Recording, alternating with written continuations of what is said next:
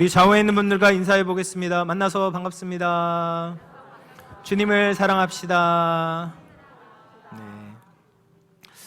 한 집사님께서 마틴 루터라는 이제 종교개혁자에 대해서 알고 싶어서 책을 빌리려고 했대요. 그래서 책을 빌려왔는데 책을 보다 보니까 뭔가 좀 이상한 거예요. 종교개혁에 대한 이야기가 안 나오는 겁니다. 그래서 자세히 봤더니 마틴 루터의 책이 아니라 마틴 루터 킹에 대한 책이었던 겁니다. 그래서 마틴 루터랑 마틴 루터 킹은 완전히 다른 사람이거든요. 마틴 루터는 이제 독일 사람이에요. 백인이고 마틴 루터 킹은 흑인, 노예 해방을 위해서 이제 일했던 흑인이었습니다. 완전히 다른데 이름이 비슷하니까 헷갈릴 수가 있는 거죠. 그래서 우리가 같이 똑같은 단어지만 다른 의미로 사용될 수가 있습니다. 저는 그 중에 한 단어가 바로 오늘 제가 여러분들과 함께 나눌 이 부흥이라는 단어입니다. 여러분, 부흥이라는 단어가 우리 흔하게 쓰거든요. 목사님들 중에서도 이제 부흥사로 활동하시는 분들이 계세요. 그리고 교회에서도 부흥 집회다, 신년 축복, 대부흥 성회를 엽니다, 이런 광고도 많이 하고, 또 한 교회가 갑자기 막 성도가 많이 늘었어요. 그러면 어떻게 이야기합니까? 어떻게 저렇게 영암교회가 부흥했대, 막 이런 축복의 소식이 들려오기를 간절히 기도하는 마음으로 그렇게 이야기하기도 하지 않습니까? 그래서 부흥이라는 단어가 우리 흔히 사용하는데 이런 부흥들은 모두 다 사람이 일으킨 부흥이에요. 그런데 오늘 제가 여러분들과 다루고 싶은 단어는, 이 부흥이라는 단어는 하나님이 일으키신 부흥에 대해서 여러분들과 함께 나누고자 합니다. 성경 안에서 이 부흥이라는 단어가 우리말 성경에 딱 한 번 등장합니다. 하박국 3장 2절 말씀인데요. 3장 2절 말씀. 여호와여, 내가 주께 대한 소문을 듣고 놀랐나이다. 여호와여, 주는 주의 일을 이 수년 내에 부흥하게 하옵소서. 여기에서 딱 한 번 등장해요. 근데 이 부흥이다, 부흥하다라는 단어는 히브리어로 이제 하야라는 동사를 써요. 하야는 존재하다, 있다, 살다, 이런 거예요. 비동사랑 똑같거든요. 살다라는 동사예요. 그런데 여기에서는 이제 사역형, 강조형으로 사용이 돼서 살게 만드는 것, 소생하게 만드는 것, 회생하게 만드는 것에 대해서 이야기를 하고 있어요. 다시 말해서 이 부흥이라는 것은 무엇이냐면 다시 사는 운동, 새롭게 되어지는 갱신 운동, 죽어가는 심령 상태가 다시 활력을 얻는다라는 뜻을 가지고 있습니다. 근데 막스 터너라는 신학자가 이렇게 부흥에 대해서 이야기했어요. 부흥은 일정 기간 동안 신자들을 각성시키고 그 신자들을 통해서 불신자들을 회심시키는 하나님의 사역에 대해서 이야기한다라고 이야기를 합니다. 부흥은 굉장히 특별한 하나님의 역사입니다. 한 개인이 하나님의 말씀을 듣고 예수님을 영접하고 변화되어서 하나님을 위해 살아가는 이 개인적인 역사는 끊이지 않고 계속 일어나거든요. 근데 부흥은 좀 달라요. 개인이 일어나는 것이 아니라 집단적으로, 공동체적으로, 또 지역으로 하나님께서 성령을 부어주시는 거예요. 그때 회심이 일어나게 되고 회개가 일어나게 되고 믿음이 일어나게 되는 거예요. 그래서 그 믿음을 가지고 사람들이 그 지역사회를 변화시키는 이 하나님의 놀라운 역사를 부흥이다라고 이야기를 합니다. 그래서 이 부흥이라는 것은 사람이 만들어낼 수가 없다라는 거죠. 전적으로 하나님의 주권에 달려 있습니다. 하나님이 원하시는 때 하나님께서 강력한 성령을 부어주셔서 사람을 변화시키는 은혜의 폭포수, 이것을 부흥이다라고 이야기할 수 있습니다. 근데 오늘 에스겔 말씀을 보면 이 부흥의 모습을 우리가 잘 그려볼 수가 있습니다. 에스겔이 어떤 선지자였습니까? 바벨론 2차 포로 시대에, 2차 포로 기간에 이제 바벨론으로 끌려왔던 제사장이었어요. 그런데 그렇게 바벨론 포로로 잡혀온 지 5년이 되던 해에 하나님께서 그발 강가에서 에스겔을 부르십니다. 선지자로 부르셔요. 그리고 하나님의 말씀을 전해라 라고 사명을 부여해 주시는 거죠. 근데 그때 당시에는 아직 이스라엘, 남유다가 망하기 전이었어요. 망하지 않았어요. 그리고 예루살렘 성전도 아직 남아 있었습니다. 그때 이 에스겔 선지자는 이스라엘 백성들을 향하여서 회개하라라는 메시지를 전했습니다. 근데 그렇게 선지자로 부름받은 5년 후에 남유다가 완전히 망했어요. 예루살렘 성전도 회파되고 완전히 무너졌습니다. 그렇게 절망에 사로잡혔던 그때 에스겔은 하나님께 새로운 메시지를 받게 됩니다. 그것은 회복의 메시지였어요. 멸망하고 초토화된 이스라엘이 다시 생명을 얻게 될 것이다 라는 소망의 메시지를 하나님께 받고 전하기 시작한 겁니다. 그 메시지 중에 하나가 바로 오늘 우리가 함께 읽은 에스겔 36장 말씀입니다. 그래서 이 36장을 보면 하나님이 다시 살리시는, 다시 회복하게 하시는 부흥의 단면을 우리가 살펴볼 수가 있는 거죠. 그럼 부흥에 어떤 역사들이 일어나게 되는가? 먼저 25절 말씀을 보면 이렇게 말씀하십니다. 맑은 물을 너희에게 뿌려서 너희로 정결하게 하되 곧 너희 모든 더러운 것에서와 모든 우상 숭배에서 너희를 정결하게 할 것이며, 이 우상 숭배에서부터 정결하게 하겠다라고 말씀하세요. 근데 이 말씀의 배경이 되는 게 민수기 19장 13절 말씀입니다. 보면 누구든지 죽은 사람의 시체를 만지고 자신을 정결하게 하지 아니하는 자는 여호와의 성막을 더럽힘이라. 그가 이스라엘에서 끊어질 것은 정결하게 하는 물을 그에게 뿌리지 아니하므로 깨끗하게 되지 못하고 그 부정함이 그대로 있음이니라. 그러니까 시체를 만지면 그 사람이 부정하게 돼요. 그 부정한 상태에서는 하나님의 성전으로 들어가면 안 되는 거죠. 반드시 정결하게 하는 물을 뿌림으로 말미암아 정결하게 되어야 됐다라는 거예요. 그런데 이스라엘 백성들이 어떤 상태였어요? 우상 숭배를 하는 상태였어요. 더러운 것을 접촉한 상태였어요. 뿐만 아니라 그냥 우상을 접촉한 정도, 만진 정도가 아니라 자기 집에 들여와서 하나님처럼 예배하고 사랑하고 섬겼다라는 거예요. 그러니 그들이 어떻게 되겠습니까? 불결하게 되고 부정하게 되고 더럽혀진 것이죠. 그것을 하나님께서 깨끗하게 만들어 주시겠다, 정결케 회복시켜 주시겠다라고 하시는 거예요. 그 다음을 보면 정말 유명한 말씀인데 새 영을 너희에게 주겠다, 새 마음을 주시겠다라고 이야기를 합니다. 그래서 26절 27절 보면 또 새 영을 너희 속에 두고 새 마음을 너희에게 주되 너희 육신에서 굳은 마음을 제거하고 부드러운 마음을 줄 것이다 라고 말씀하세요.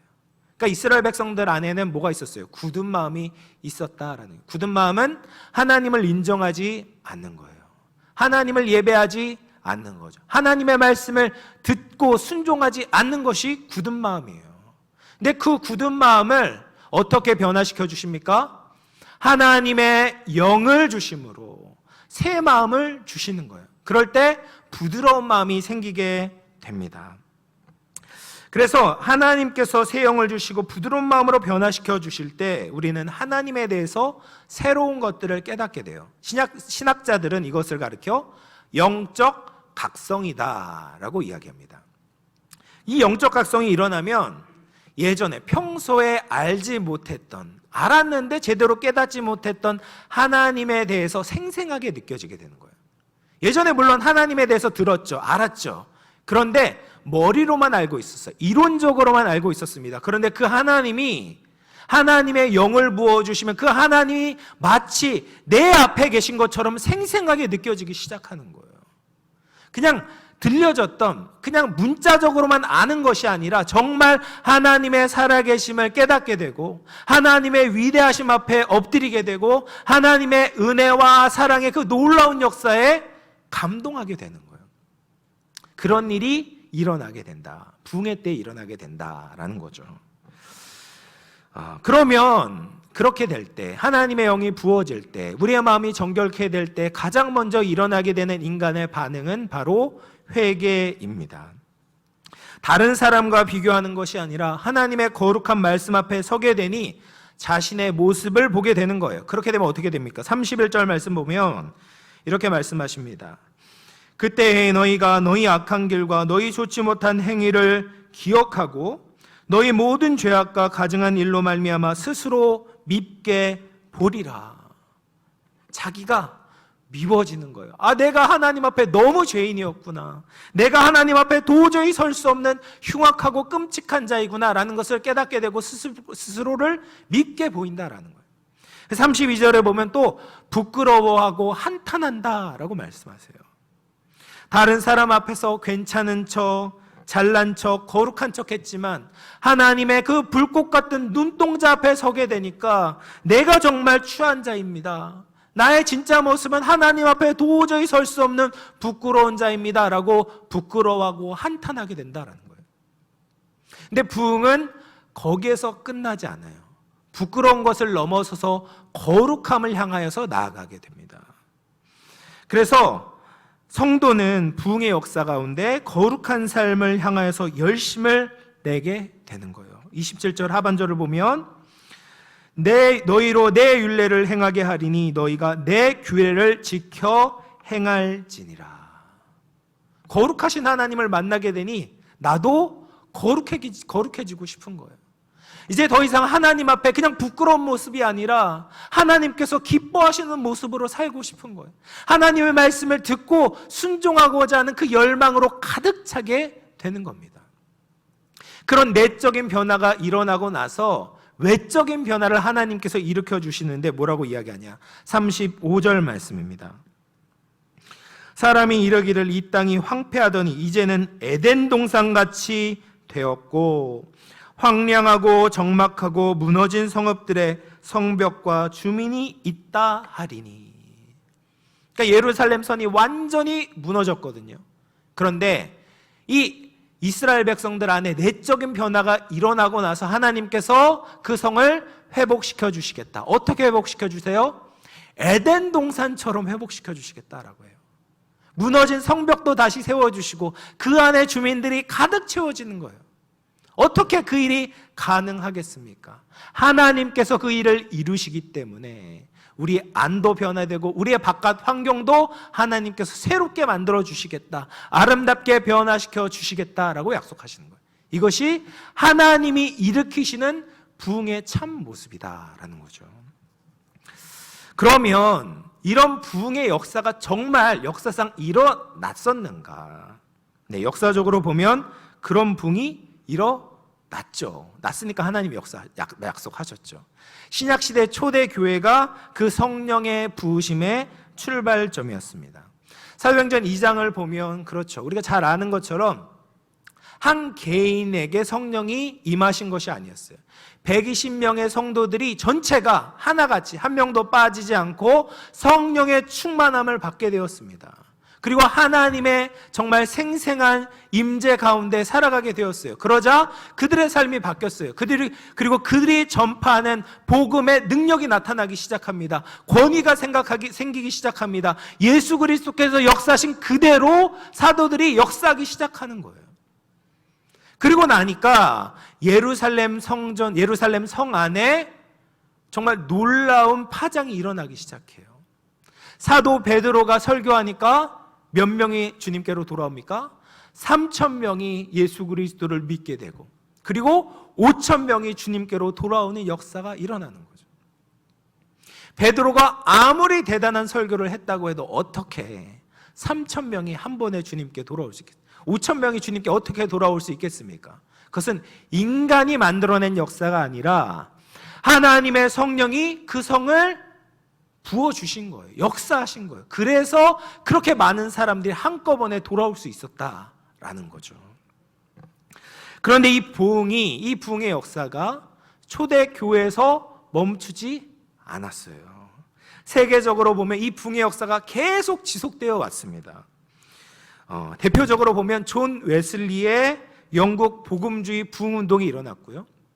또 조지 휘필드와 조나단 에드워즈의 시대에 살았을 때 미국의 1차 대각성운동이 일어나요.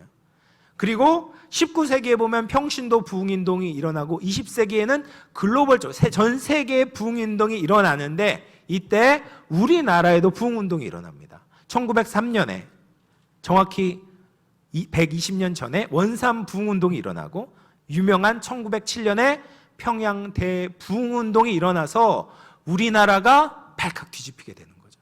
근데 성령의 역사를 전적으로 경험하게 되는 것입니다. 하나님은 이처럼 역사에 걸쳐서 계속해서 부흥을 일으키셨어요. 그래서 마틴 로이드 존스라는 목사님께서 부흥에 대해서 교회를 살리시는 하나님의 방법이라고 불렀어요. 그리고 뭐라고 이야기하냐? 부흥이 없었다면 교회는 수세기 전에 죽어서 끝났을 것입니다. 이것이 부흥의 진정한 의미입니다.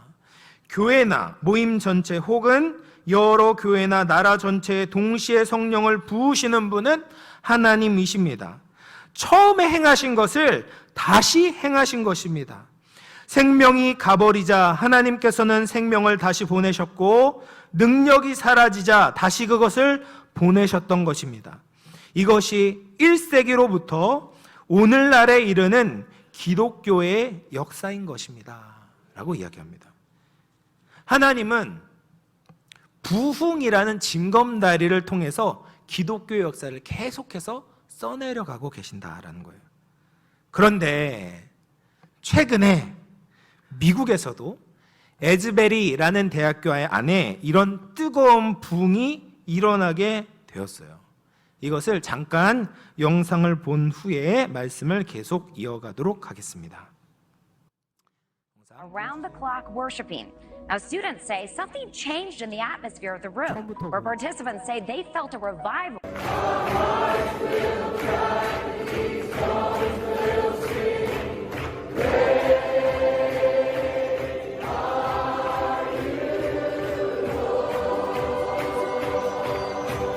Days-long church service at a private Christian university in Kentucky. Weeks long. Weeks long, you're right. The service started February 8th at Asbury University, February 8th, and it hasn't stopped. Since then, the small school near Lexington has been in non-stop worship, attracting thousands of visitors. This is really just a shocking moment, and people are calling it a historic movement. Nearly 2 weeks of nonstop worshiping at Asbury University in Kentucky. It has now sparked thousands of people to travel to the small private college campus from all over the world to experience what they are calling a Christian revival. And what started as just a normal service on February 8th. 더 보고 싶으시지만 유튜브에서 찾아보세요. 잘 나옵니다. 에즈베리 부흥이라고 치시면 그냥 나와요. 여러분, 이 에즈베리 대학교는 켄터키 윌모어라고 하는 굉장히 작은 소도시인데요. 6,000명밖에 되지 않은 소도시에 있는 학교예요. 이제 감리교를 배경으로 가지고 있는 사실은 일반 대학교예요. 물론 이제 신학대학원도 있지만 이 부흥의 역사가 일어난 것은 일반 대학교 안에 있는 채플, 예배실에서 일어나게 되었어요. 그래서 올해 2023년 2월 8일에 오전에 예배를 드렸어요. 미어 크리브스라는 목사님께서, 그렇게 유명한 목사님이 아니고 그냥 그 에즈베리 출신의 목사님께서 말씀을 전했어요. 그런데 예배가 끝나고 이때부터 희한한 일이 벌어졌습니다. 그 강당에서 예배가 끝났음에도 약간의 학생들이 자리를 떠나지 않고 계속해서 기도와 찬양을 이어간 거예요. 누가 시킨 게 아니에요. 자발적으로 일어난 기도회였습니다. 그런데 그때부터 이 학생들이 채플을 떠났던 학생들도 하나 둘씩 모여들기 시작했어요. 예배가 계속되고 있다, 기도회가 지속되고 있다라는 것을 듣고 하나 둘씩 모여들어서 채플이 가득 차게 되었어요. 이제 예배 성전이 가득 차게 되었어요. 그리고 이 학생들이 계속해서 예배를 드립니다. 예배가 끊이지 않아요. 24시간 예배를 드리는 거예요. 그렇게 얼마나 예배를 드리냐? 2월 8일부터 24일까지. 그러니까 총장이 말릴 때까지 계속 예배를 드리는 거예요. 24시간 동안.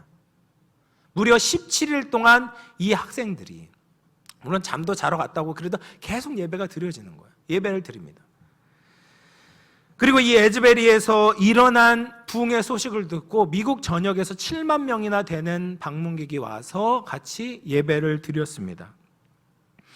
그리고 이 대학에서 이제 학업 스케줄 때문에 계속 이렇게 예배를 드리면 학업이 진행되지가 않으니까 총장이 결단을 내리고 공개적인 예배가 종료됐지만 이 불씨가 타 지역 학교로 번져나가고 있어요.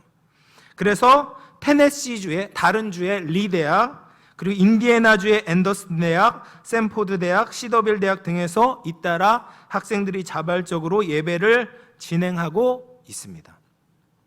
뭐 옛날에 들은 게 아니에요. 올해 2월, 한 달도 안 됐어요. 2월 8일부터 이 예배가 시작됐어요.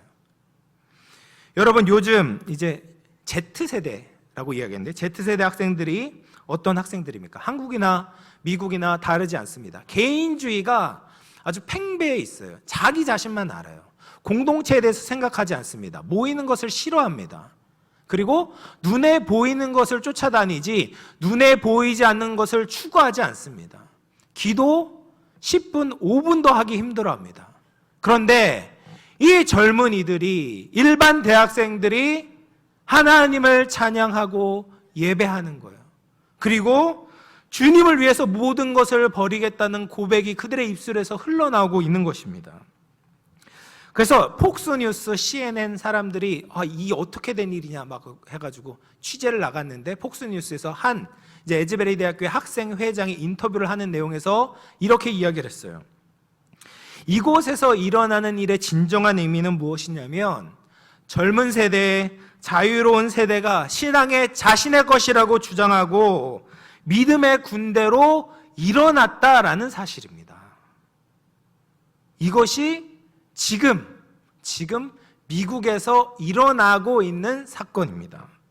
제가 이제 지난 주간에 이것을 보고 나서 너무나도 가슴이 벅차올랐어요. 마음이 너무 뜨거워졌습니다. 맞다. 역시 이 시대에도 하나님께서 역사하시는구나. 하나님께서 부흥을 주시는구나. 라는 것을 다시 한번 확인할 수 있었습니다. 그러면 왜 하나님은 이런 부흥을 만드십니까? 우리가 스스로 자정할 수가 없는, 스스로 깨끗하게 될 수가 없는 거예요. 인간 스스로 해결할 수가 없는 겁니다.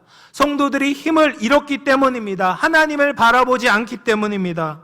하나님의 영광이 무시당하고 조롱받기 때문입니다. 그래서 하나님이 하나님의 살아계심을 보여주고 계신 거죠. 우리 안에 있는 영적 무관심과 무기력함을 깨트리고 다시 주님을 위해 살아갈 수 있는 하나님의 군대로 세우시기 위해서 하나님이 이 부흥을 우리에게 보여주고 계시는 거예요. 이 모든 것은 다 하나님의 영광을 위해서다라는 거죠. 에스겔서 36장 21절, 22절 말씀인데요. 그러므로 너는 이스라엘 족속에게 이르기를, 주 여호와께서 이같이 말씀하시기를, 이스라엘 족속아, 내가 이렇게 행함은 너희를 위함이 아니요 너희가 들어간 그 여러 나라에서 더럽힌 나의 거룩한 이름을 위함이라. 하나님의 이름이 이 땅에 밝혀지고 있고 하나님의 명예가 손상되고 있고 조롱받고 있는 이 상황에서 하나님의 거룩한 이름을 지켜내기 위해서 하나님께 역사하신다라는 거죠. 현재 우리의 상황을 보십시오. 우리는 망해버린 이스라엘 백성들과 다름이 없습니다. 우상이 팽배해져 있습니다. 성공과 안정이라는 우상이 우리를 사로잡고 있습니다. 이 가치가 나쁜 것은 아니죠. 성공과 안정이 필요해요. 그런데 그것이 하나님의 자리를 대신하고 있습니다. 평생 이것을 추구하며 살아갑니다. 많은 부모들이 자녀들에게 이 두 마리 토끼를 잡기 위해서 네가 어렸을 때부터 의사라는 꿈, 판사라는 그런 꿈을 가지고 살아야 된다. 초등학교 저학년 때부터 의사가 되기 위한 특별한 그 학원을 다닌다고요. 그래서 그렇게 막 노력을 한다고요. 주일이 점점 중요해지지 않습니다. 자녀의 인생에 하나님께서 역사하실 여유가 없어요. 공간이 없습니다. 하나님을 이론적으로는 받아들이는데 내 인생의 주인으로 삼지 않아요. 우리 가정의 주인이 아닙니다. 하나님은 더 이상 우리의 인생을 맡길 만한 분이 아닌 거죠. 이것이 진짜 믿음 맞습니까? 교회 다니지 않는 세상은 말할 필요도 없습니다. 이 시대의 문화를 보면 기독교를 대놓고 무시하고 조롱합니다. 진리는 존재하지 않는다라고 하면서 자기 마음대로 살아갑니다. 눈에 보이지 않는 신은 없다. 종교는 무의미하다라고 이야기합니다. 이 악한 시대의 흐름을 거스르는 것이 너무나도 어렵습니다. 이 세속적인 세상 가운데 우리 자녀들이 장성해서 우리의 손을 떠나게 될 때 정말 믿음을 지켜나갈 수 있을까? 믿음을 포기하고 세상 가운데 나아가지 않을까? 참으로 염려가 됩니다. 이런 상황 가운데 우리에게 해결책이 무엇이 있을까요? 어떻게 하면 우리가 다시 살게 되고 우리 자녀들이 다시 일어날 수 있겠습니까? 하나님의 주권적인 역사밖에는 없습니다. 아무도 부인할 수 없는 살아계신 성령의 역사하심, 성령의 만지심, 성령의 부으심이 필요합니다. 이 부흥은 전적으로 하나님 손에 달려 있습니다. 주님이 주셔야 됩니다. 그런데 우리가 해야 되는 역할이 있어요. 그것은 바로 기도입니다. 하나님께서 우리에게 부흥을 주시기 전에 늘 부흥의 조짐이 있었어요. 그것은 부흥을 사모하고 부흥을 위해서 간절히 기도했던 기도의 용사들이 있었다라는 거예요. 그래서 에스겔서 36장 37절 말씀 보십시오. 주 여호와께서 이같이 말씀하셨느니라. 그래도 이스라엘 족속이 이같이 자기들에게 이루어 주기를 내게 구하여야 할지라. 하나님 역사하실 거예요. 그런데 하나님이 요구하시는 게 뭐예요? 그래도 너희가 이것이 일어나기를 구해야 된다라는 거예요. 부흥이 이 땅 위에 임하도록, 영적 각성이 이 땅에 임하도록, 회복이 임하도록 너희가 구해야 된다, 기도해야 된다, 부르짖어야 된다라고 말씀하십니다. 진정한 부흥 전에는 늘 기도하는 사람들이 있었습니다. 사도행전에 놀라운 부흥이 있기 전에도 사도행전 1장을 보면 120명의 성도들이 예루살렘을 떠나지 않고 성령을 기다리며 기도했습니다. 이번 이제 에즈베리 부흥에도 기도의 씨를 뿌렸던 사람들이 있었어요. 그 중에 한 사람이 홍투류라는 아시아계 박사님이에요. 이 홍투류라는 이 박사님은 시카고에 있는 트리니티 신학교에서 공부를 하고 말레이시아에서 14년 동안 교수 사역을 했던 엘리트죠. 엘리트인데 근데 2015년에 이 에즈베리 대학의 방문 교수로 방문을 한 거예요. 근데 하나님께서 특별한 말씀을 하시는 거예요. 네가 이제는 더 이상 교수 사역을 하는 것이 아니라 이 에즈베리의 부흥을 위해서 기도에 전념하라. 풀타임으로 기도만 해라 라고 말씀을 하시는 겁니다. 이번 이제 보수적인 신학자다 보니까 그런 이제 신비한 비전에 대해서 받아들이질 못했어요. 그런데 여러 번의 이 확인 과정을 통해서 이게 하나님의 말씀이구나라는 것을 깨닫게 되고 기도에 전념하기 시작합니다. 그래서 2019년에 이 켄터키 윌모어에 와서 에즈베리 부흥을 놓고 기도만 하는 거예요. 그리고 2020년에 어떻게 기도했냐면 하나님께서 이제는 사인판을 네 목에 걸고 기도해라 라고 말씀을 하신 거예요. 그래서 사진을 보여주시면 이런 사인판을 목에 걸고 기도를 하기 시작합니다. Repent, believe in Jesus. 회개하고 예수를 믿어라. 이렇게. 그 다음 보면 이제 이렇게 양쪽에다가 사인판을 걸고 기도를 하기 시작하는 거예요. 여러분 우리 서울역에서 이런 분들 보고 있지 않습니까? 이렇게 예수천당 불신지요. 이런 거 보면은 청년들이 싫어하죠. 싫어합니다. 안 좋아합니다. 그래서 이분도 우스갯소리로 샌드위치맨이다. 이렇게 앞뒤로 사인판을 걸었으니까 샌드위치처럼 보여요. 샌드위치맨이다 라고 우스갯소리로 사람들이 그렇게 불렸다고 합니다. 그럼에도 불구하고 이분은 끝까지 이 에즈베리의 부흥을 놓고 기도한 거예요. 부르짖었던 거예요. 이분뿐 아니라 에즈베리의 부흥을 위해서 보이지 않는 수많은 기도의 그룹들이 있었고 하나님께서 그 기도를 들으시고 올해 2월에 그 땅에 부흥을 내려주신 것이죠. 우리도 부흥을 위해 기도해야 합니다. 부흥을 갈망해야 돼요. 부흥을 주시도록 하나님께 구해야 합니다. 미국 1차 대각성 운동 한가운데 있었던 조나단 에드워즈라는 이제 굉장히 유명한 미국의 신학자이자 목사님이 이렇게 이야기했어요. 하나님은 부흥을 주시기를 원한다. 근데 그것은 간절히 사모하는 것에 부어주시는 것이다. 사랑하는 성도 여러분, 우리 영암교회 위에, 우리 신길동 위에, 우리 서울시 위에, 우리 조국 대한민국 위에 하나님의 강력한 성령의 부으심이 있기를 간절히 기도합니다. 우리의 미지근한 신앙에 성령의 불이 내리도록 기도해야 합니다. 하나님이 반드시 응답해 주실 줄로 믿습니다. 부흥을 주실 줄로 믿습니다. 부흥이 일어나면 이 혼탁해진 이 영적 기류가 다시 반전될 거세요. 미국에 이제 필라델피아시의 켄싱턴 거리라는 곳이 있어요. 근데 이 거리를 일명 좀비 거리, 그리고 마약의 월마트라고 불려요. 그래서 월마트, 미국에서 제일 이마트 같은 곳이에요. 이마트. 그러니까 마약의 이마트. 그러니까 마약이 공공연하게 거래가 돼서 그곳을 마약의 월마트라고 불려요. 그런데 이 켄싱턴 거리에 가면 좀비와 같은 사람들을 만나게 됩니다. 사진 한번 보여주시겠어요? 네, 이런 사람들을 보게 돼요. 지금 이 사람들은 영화를 찍고 있는 게 아니에요. 좀비 영화를 찍고 있는 것이 아니에요. 실제 일어난 상황입니다. 그러면 왜 저 사람들이 저 거리에서 좀비처럼 저렇게 서 있냐? 마약 중에 하나인 펜타닐이라는 마약을 과다 복용하면 근육이 경직돼서 길을 가다가도 저렇게 경직돼서 멈추는 일이 생긴다라고 합니다.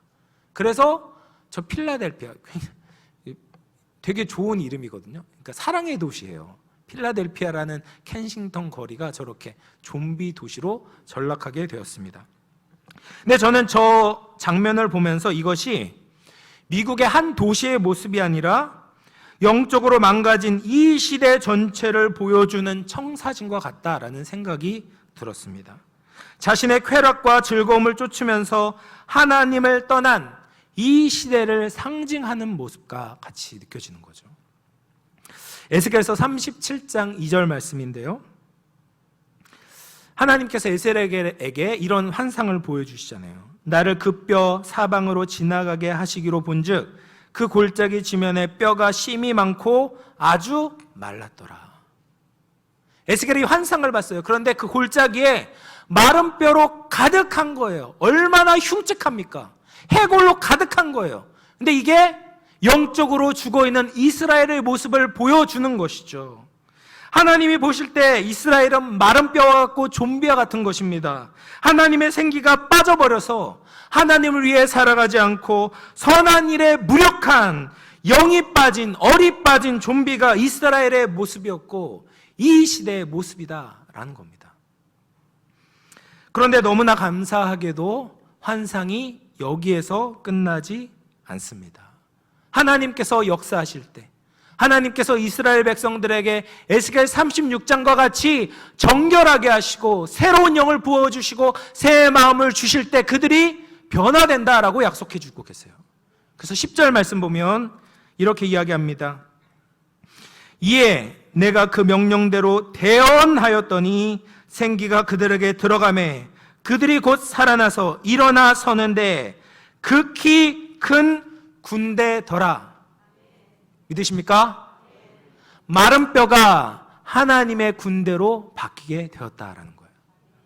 아까 그 폭스뉴스에서 인터뷰했던 그 여학생의 인터뷰와 같이 하나님을 사랑하고 하나님을 경외하고 주님의 영광을 위해 살아가는 영광스러운 주의 군대가 일어서게 될 것이다 라고 하나님이 약속하고 계신 것이죠. 하나님은 하나님의 영광을 위해 부흥과 회복을 약속해주고 계십니다. 우리도 이 약속에 근거해서 하나님께서 우리 교회의 다음 세대에도 부흥을 일으키시사 주의 군대로 세워주실 줄로 믿습니다. 사랑하는 성도 여러분, 말씀을 마무리할 텐데요, 이 시대는 부흥이 간절히 필요합니다. 악한 세대가 뒤집어지는 것은 사람의 힘으로 할 수 없습니다. 한 명의 목회자가, 한 교회가 감당할 수가 없습니다. 하나님의 성령이 부어주셔야 합니다. 부흥이 임해야 합니다. 이것을 위해서 우리가 마음을 합해서 기도하기를 원합니다. 주님, 부흥의 불길이 영암교회에 타오르게 하여 주시옵소서. 하나님을 향해 초점을 잃어버린 젊은 세대에 성령을 부어주셔서 하나님을 전심으로 사랑하게 하시고 고백하게 하시고 주님을 위해 살아가게 하여 주시옵소서. 그렇게 주님을 위해, 하나님의 나라를 위해 헌신하는 주의 군대가 일어나게 되고 주님께 영광을 돌리는 기적이 우리 영암교회 위에, 우리 조국교회 위에 온 열방 가운데 일어날 수 있기를 간절히 기도합니다. 우리 시간 말씀을 생각하면서 잠시 기도했으면 좋겠습니다. 주님, 이 시대가 너무나도 악합니다. 소망이 없습니다.